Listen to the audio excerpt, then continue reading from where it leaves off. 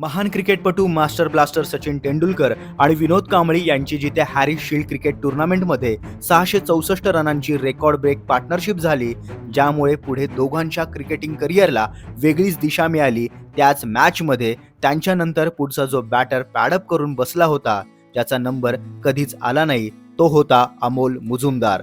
आणि तीच त्याच्या आयुष्याची कथा बनली. कधी नंबरच आला नाही.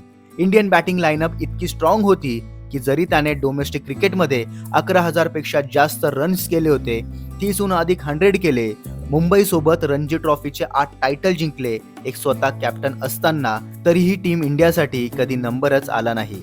कदाचित त्यांनी स्वतःशी तडजोड केली असेल. It's just one of those stories. अशा अनेक आहेत इंडियन क्रिकेटमध्ये, पण डेस्टिनीने त्याला रिवॉर्ड दिलं एका वेगळ्या पद्धतीने. आज तो आहे पहिला कोच ज्याच्या मार्गदर्शनाखाली भारतानं पहिलं विमेन्स वर्ल्ड कप टायटल जिंकलंय. आणि हे खरं आहे की सर्व क्रेडिट नेहमी कोचलाच मिळत नाही आणि मिळायलाच पाहिजे असंही नाही, कारण मैदानावर ते क्रेडिट टीमच घेते. पण तो कोच असतो जो प्लेयर्सला इम्पॉवर करतो, प्लेयरच्या माइंडसेटला प्रोपेल करतो, त्यांच्या सेन्सिबिलिटीज समजतो. आणि या सेन्सिबिलिटीज पुरुष आणि महिला क्रिकेटमध्ये पूर्णपणे वेगळ्या असतात.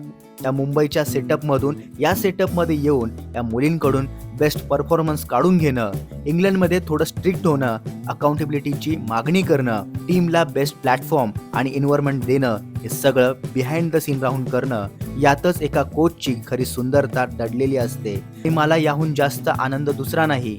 फायनली अमोल मुजुमदार यांचा पण नंबर आला.